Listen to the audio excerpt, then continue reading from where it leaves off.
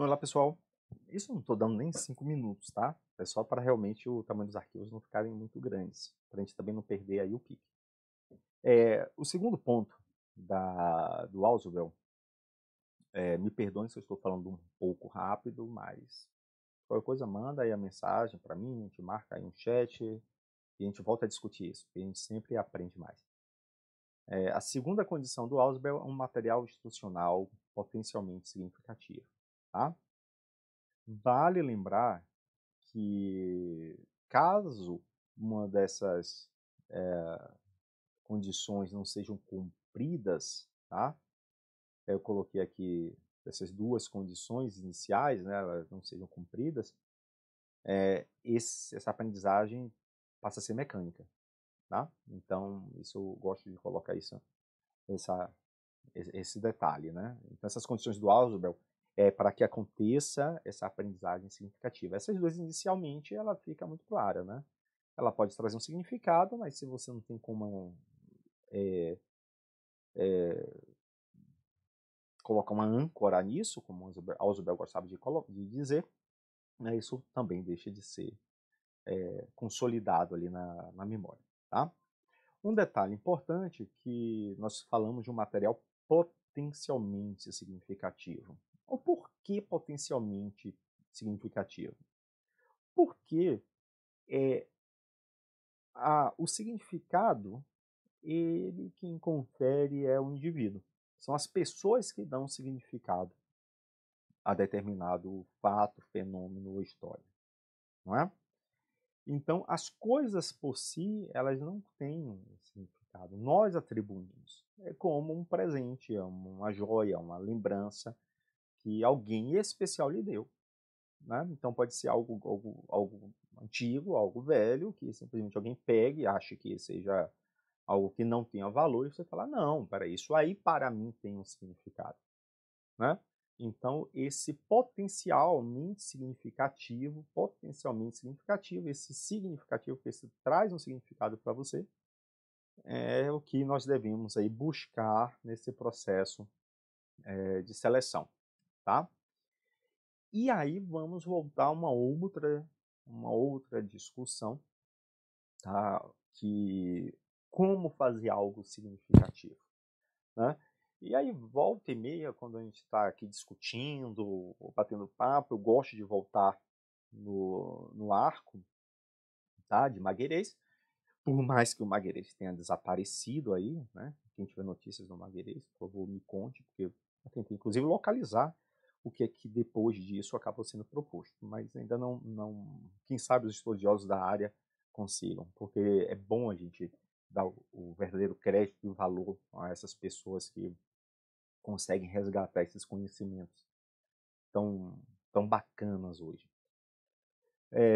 Uma das formas que nós temos de trazer o significado é trazendo isso à nossa discussão da andragogia. É você trazendo isso para o mundo do adulto.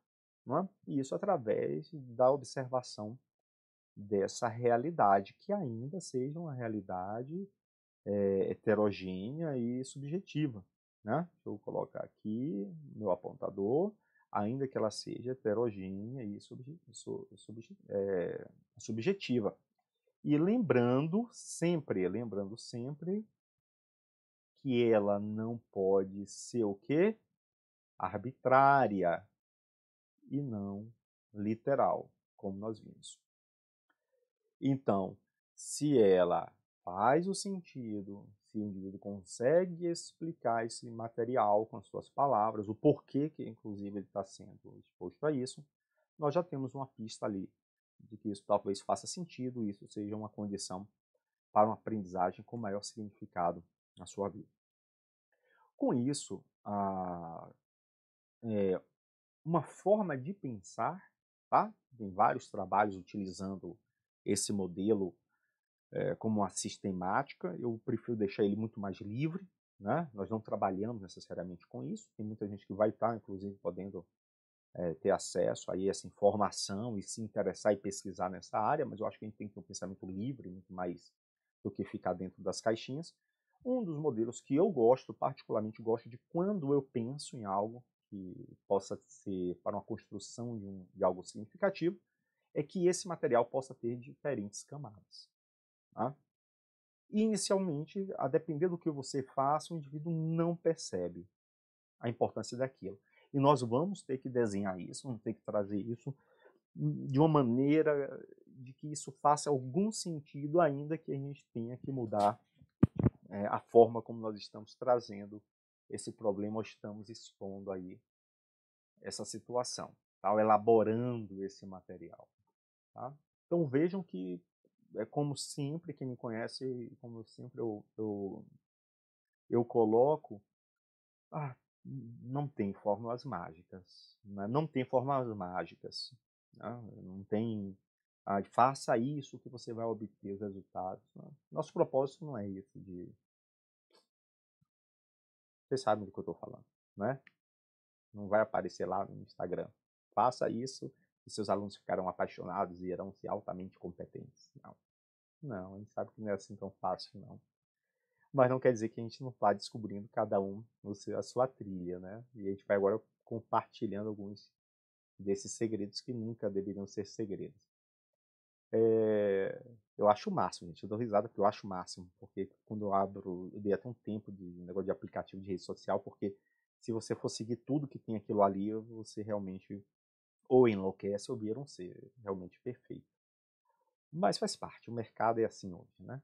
Nós consumimos tudo, até a perfeição em ser educadores. Mas, desculpa minha gripe, tá? Deve ser um gatinho que fica aqui rondando aqui por perto.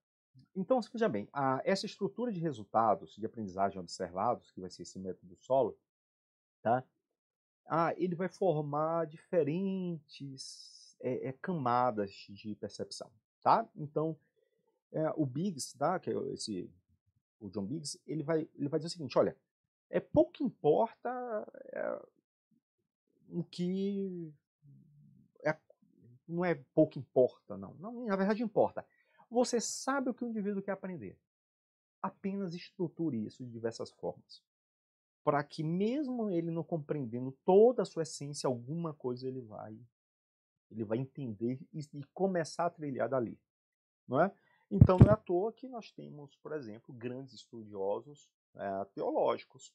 A depender de como você vai ler ali a Bíblia, você vai interpretar de uma forma, né, da sua literalidade. Ou ainda aqueles que vão ver, como muitos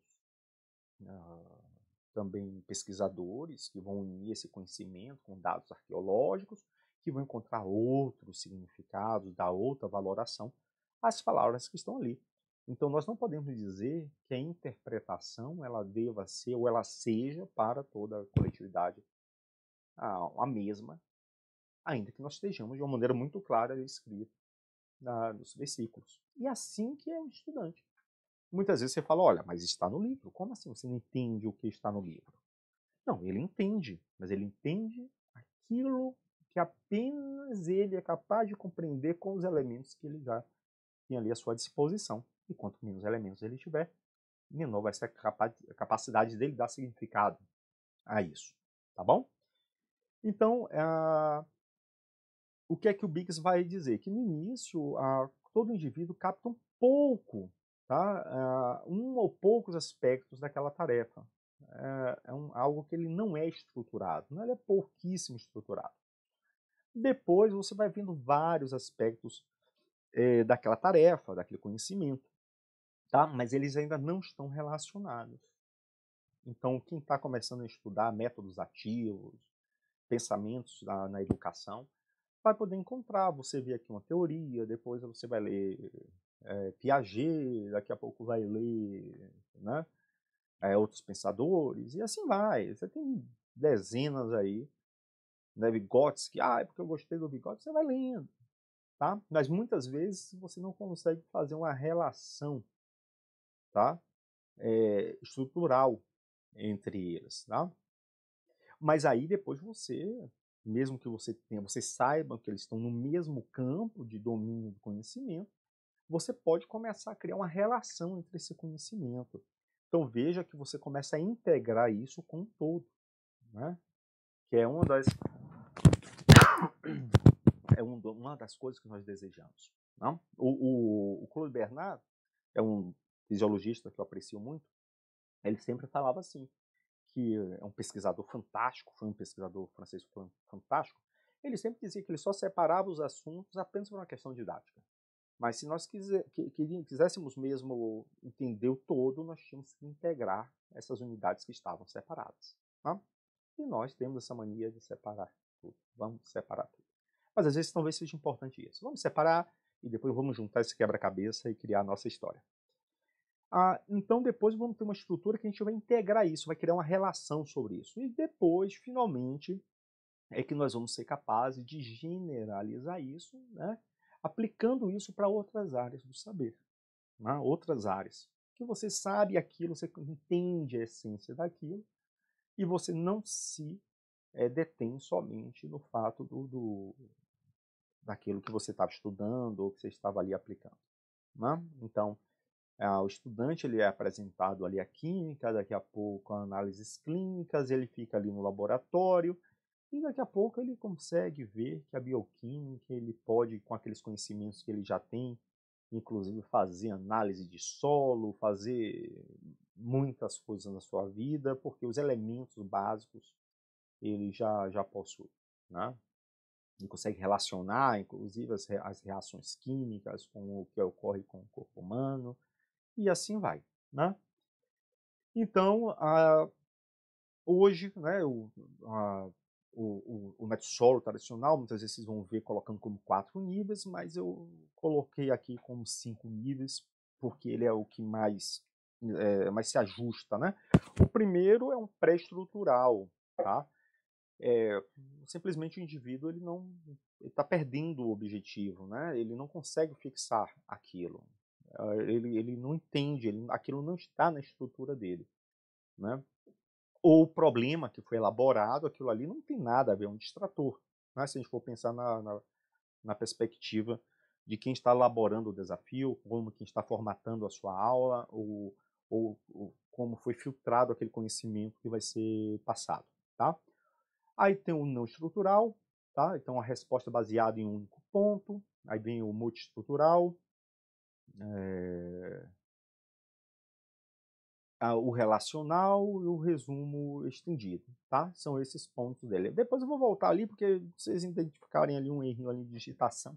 Às vezes eu noto, mas eu fico caladinho, falo assim, tá escrevendo, e só na hora de vamos ver mesmo que você vai notando aí que digitou alguma coisa errada, tá bom? Aqui, também aqui uma imagem do Biggs, tá? Para aqueles que gostam ou acreditam na teoria do modelo visual. Então, no pré-estrutural, se perde aquele objetivo, há uma falha daquele objetivo. Tá? No uniestrutural, você tem questões. Você pode aplicar isso, inclusive, na elaboração de questões. Né? Claro, o solo vai fazer isso. Mas, digamos, cite o nome de uma planta, né? Ou qual organela é responsável. Né? Ou qual lei, se for para outras áreas das humanas. Qual pensador, qual filósofo, quando são coisas uniestruturadas.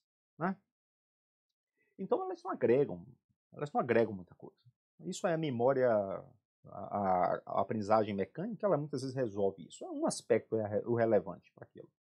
O indivíduo ele consegue responder aquilo com um único ponto. Aqui, e olhe só, quando nós estamos falando isso, agora me veio uma lembrança importante de quando eu estou corrigindo algum relatório, algum trabalho, que eu falo assim, olha, você tem que começar a definir os seus objetivos. Aí a pessoa fala, olha, mas você não vai nos dizer qual é o objetivo? Eu falo assim, não, eu posso dizer o caminho, mas você vai ter que entender os seus objetivos. E como nós temos em várias modalidades de métodos ativos, vocês verão que até o verbo que você vai utilizar para definir esses objetivos, eles fazem diferenças. Ele vai fazer uma grande diferença. Tá? Então, como aqui no uniestrutural, que eu estou dizendo, olha, identifique, nomeie. Então, qual é o objetivo? Identificar nomeie os pensadores, os filósofos pré-socráticos. Você vai nomear? Então veja que ele é a única estrutura muito, muito simples. Quando eu entro na questão multiestrutural, eu já começo a utilizar verbos como descreva. né? Enumere, né? Liste, porque ele vai partir de várias estruturas, mas que vão estar unidas dentro de um conceito ali que é único dentro dessas estruturas, tá? Então eu posso simplesmente falar, olha, descreva os fundamentos da retórica, né? Você pode descrever, você vai descrever os fundamentos, você descreva uma célula, você vai dizer, olha, camada, né? Uma membrana é assim, assada, as organelas, é composto, percentual, você vai descrever, tá? O nosso quarto nível aí, que é o relacional, tá? Ele vai dizer para você analisar, para você comparar, para você criticar, para você explicar algumas dessas causas, justificar, né? Então ele vai criar uma relação aonde você vai poder, o indivíduo ele vai ter que ter um pouco mais de maturidade para poder, com base em uma informação, ele poder também ali já ter a competência de analisar uma outra, né? Então, que pode ser simplesmente, olha, você está vendo um gado, uma vaquinha, então, por que que eles comem ali o pasto e nós não nos servimos de tal forma, né? Qual é a diferença disso dos seres humanos? Claro que eu estou brincando, né? Mas e aí isso vai motivar ele a comparar essa estrutura do ruminante, como nós somos diferentes, quais enzimas quais bactérias eles possuem, quais nós não possuímos, ele vai ter que relacionar isso. E a partir do momento que ele relaciona uma simples observação de se ver e ver um animal em um pasto, ele pode chegar à conclusão lá de que as reações, de chegar à necessidade das reações químicas que são feitas na decomposição desses materiais, que tem como base a celulose, tá? Por exemplo, tá bom? Já no abstrato e estendido, ele é, claro, do mais sofisticado, né? Ele precisa de uma certa maturidade, onde o indivíduo vai ter que criar, formular, refletir, criar uma hipótese, e vimos, para aqueles que têm uma certa familiaridade com o ensino baseado em problemas, nós teremos também aí isso muito claro quando você analisa um problema e aí o seu tutor, o facilitador, ele vai dizer, não, mas qual hipótese você tem aí, né?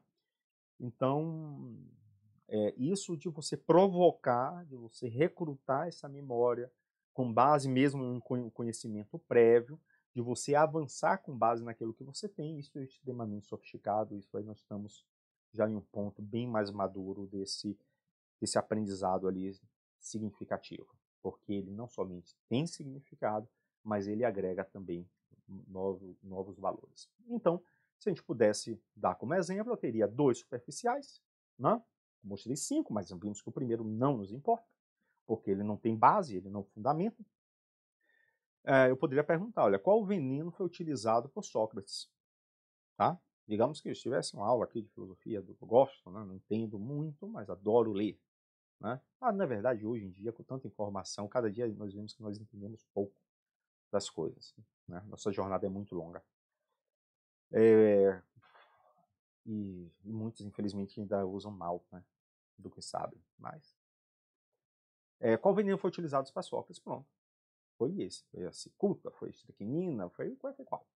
Então, isso é uma simples pesquisa ali no Google, o indivíduo vai conseguir chegar. Identifique 2 plantas, regiões predominantes e compostos tóxicos, né, daquela substância lá, né, ou de uma outra da sua região ali. Nesse caso aqui eu estou falando que ele está sendo superficial porque eu estou colocando ali naquele estudo, né, com uma abordagem ainda histórica, né, de onde é que ela foi, né, o que é que ela tinha para poder ser tóxica e tudo mais. É uma coisa superficial ainda. Aí quando nós vamos criar relações, ela passa a ser interessante. Eu posso colocar aqui, por exemplo, relacione a intoxicação por plantas em nossos dias e as principais causas. Então, quantas pessoas têm crianças em casa e não sabem que as plantas domésticas também podem ser tóxicas? Né? Então, isso aqui é um exemplo onde o indivíduo está diante de um desafio, você está fazendo uma pergunta onde ele vai ter que achar essa resposta, ele vai ter que falar sobre essa resposta, ele vai dominar sobre esse, um pouco desse conteúdo, mas buscando relações. Mas buscando relações. E se Sócrates tivesse nascido na Paraíba? Se Sócrates tivesse nascido, né, em qualquer estado brasileiro? O que seria utilizado se, claro, nós tivéssemos naquela época uma civilização como a grega ou a romana, né? Se tivesse uma Grécia aqui na nossa região, né? Aí ainda que tem os Atlantes, tem Atlantes, a gente sabe, né? Mas brincadeira à parte, vamos lá. Abstrata ampliada. O que você acha que deveria existir para reduzir tais quadros de intoxicações? Nossa, isso aí realmente você está avançando, né? Você já tem uma outra preocupação. Você fala, olha, eu estudei aquilo, eu cheguei àquele ponto, mas em determinado momento o indivíduo começa a se deparar com outra modalidade de método ativo, que é baseado em projetos, times ou outra coisa, que ele tem que falar, olha, preciso desenvolver um trabalho aqui com a comunidade, um projeto aqui, ou estou na Secretaria de Saúde, e nós notamos aqui que o quadro de envenenamento, isso é uma coisa que deve ser, nós vimos que poucos profissionais conhecem ou têm esse conhecimento, temos que fazer aqui uma campanha. Tá? Então, para tudo isso, vejam que lá na ponta, com um profissional de alta performance, né, aqui na saúde pública, nós talvez começamos com a sensibilização para ele entender a filosofia e o que levou Sócrates ali à morte. Tá bom? Motivação, mais um intervalo, agora para a gente beber uma aguinha. Eu vou beber a minha água e já daqui a pouquinho estou com vocês. Tá bom? Aguarda aí.